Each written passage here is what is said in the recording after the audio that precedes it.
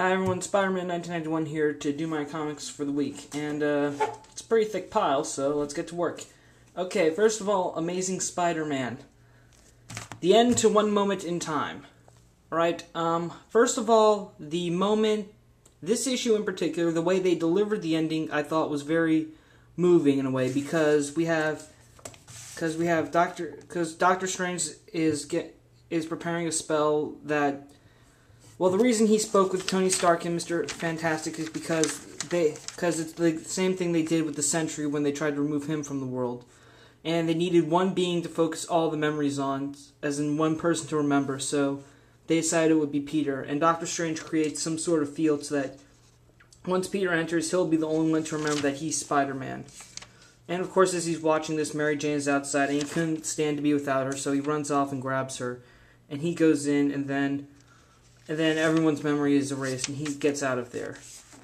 And the next morning, he and MJ have a discussion, and she starts to realize that it wasn't Peter and it wasn't Spider-Man who pretty much put the targets on their families. It was pretty much herself when that robber was talking about killing her entire family. Sorry, a little thing in my throat. And it was just and I thought the ending to this was, the way they delivered it was pretty good, but overall, one more day, one moment in time, I hated it all together, though. Overall, I hate it, but the way they delivered in this particular issue, I loved it. Okay? Yeah, it works. And next up in Marvel, another issue of Amazing Spider-Man? Twice in 1 week. Lovely. Okay. This is the first part in a 5-part story known as The Origin of Species. Once again, villains have gathered, with some benefactor offering a huge cash salary, updated equipment, purging criminal records or cures, and sends them all off to go get something. And this is the part 1 of a storyline involving the origin of species. First of all, Peter Parker is down on his luck again. He's trying to sell his camera. But that's not going so well. So Betty Brand offers to put it on an online auction so he can get for what's worth, and she spots him some money for his date with Carly Cooper. But when he goes home, he's out of cell phone minutes, and now as Peter goes home, he starts to realize Michelle is auctioning off, selling all his stuff, and of course that ticks him off. Now he's down to like one sweater, t-shirt, shorts, and a Spider-Man costume, which sucks. He goes to meet Carly, and they're joined by Harry Osborn and Mary Jane. And I find this funny here when Peter's spider sense goes off, Mary Jane's talking, and she realizes, wait, you're making the spider sense face. And Harry's ex-girlfriend and his daddy's baby mama comes crashing through. And it's revealed that what all the villains were after is actually Norman Osborn's baby. And we're joined by Shocker and Tombstone, and our mysterious benefactor shows up. And spoiler alert, it's Dr. Octopus. Pretty much the Doc makes a wreck of things, then helps Lily deliver the baby. Okay? About this issue, I think this seems like a very great storyline, because now we're getting to the involvement of what happens because that was something that was kind of left unanswered after Osborn was arrested. What's going to happen to the baby? What's going to happen to his soon-to-be-born son? And also it answers. And also, what else does it answer? This might mean that Norman will break out prison soon. So hopefully maybe that'll happen.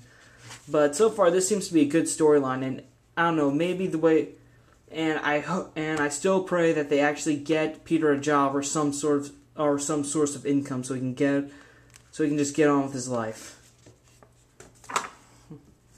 All right, now for the final Marvel title of the week, Invincible Iron Man number 30. Well, pretty much mostly this issue is just Tony talking to Sasha Hammer, telling her he knows the truth and all. And what this issue does reveal is another feature of the new Bleeding Edge armor, as the smaller repulsor beams here are actually optic systems. So now Tony has more of a 360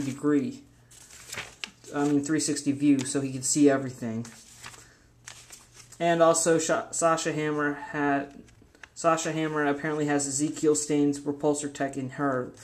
If you don't know who Ezekiel Stane is, pick up Invincible Iron Man, The Five Nightmares, and he's the son of Obadiah Stane. You may remember that name from the Iron Man movies.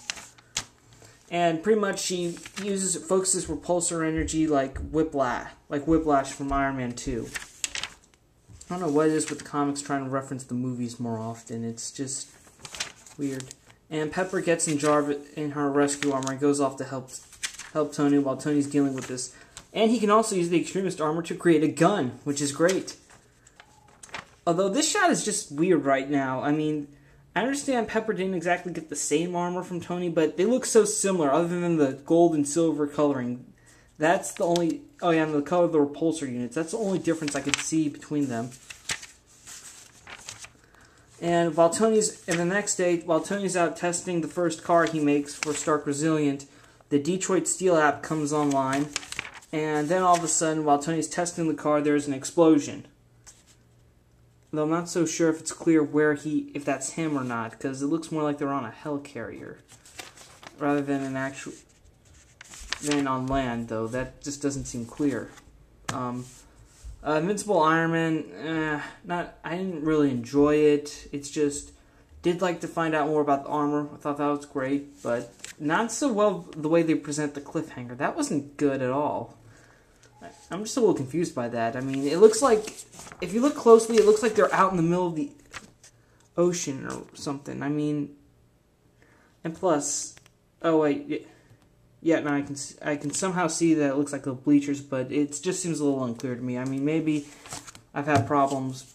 I mean, maybe it's because I didn't like the artwork in this issue. Yeah, call back to Amazing Spider-Man 642. I wasn't a big fan of the art. I did think the story was great. Okay? But, yeah, that's pretty much all I have to say about those. 3 minutes left. Okay. Now for DC. Adventure Comics 518. We have another story of the Legion's past, with the Legion trying to stop a space pirate, and they managed to track him. Oh yeah, and Superboy visits again, and Phantom Girl reveals that most of the Legionnaires have been hearing some sort of weird voice around the clubhouse lately, like it's a ghost or something. And let me see here. Yep, they're on Naltar. That's where it is. Sometimes I forget the planet names. Well, they arrive on Naltar, which is thankfully Dream Girl's homeworld. So so luckily they were able to prepare for the attack as well, and for the Legionnaires' arrival. And Dream Girl also says she's had a vision where she's fighting beside the Legion. So there's some foreshadowing. And then she gets another vision where apparently a Legionnaire will die. We don't know who yet, but they will die. And while Superboy is in the Superman Museum, he notices Doomsday, he knows he's going to die from that creature, but he can't look at the date, even though Saturn Girl's going to mind wipe him. But then he starts to hear a voice coming from out of nowhere. And of course, being in a room filled with statues of all your worst enemies, you should just get the heck out of there. Which is still a smart move. And while Superboy talks to Brainiac 5 about it, he pretty much says that it's not possible and they have to take him home now. So they get back in the time bubble, and the voice says that good, at least he'll be safe. So we don't know who that is. So still don't know who the voice is yet. And we don't know who's gonna die. Which will be interesting. Okay, 1 minute left. Atom co-feature revealed that the size-changing belts that the Covenant stole are unstable and did not have any white dwarf matter in them, so they pretty much blew up wherever they used it. And so now Adam's pretty much figured out what to do. So first of all, he gets Oracle to track the call, get a safe house for his professor, and then says he needs to find an old contact, which we don't know who it is. And then it closes off with Adam facing a ton of guards. Okay, Adventure Comics. The Legion story seems kind of weak compared to what goes on in the main Legion title. As far as the Adam co-feature is, I still like that. That's pretty sweet.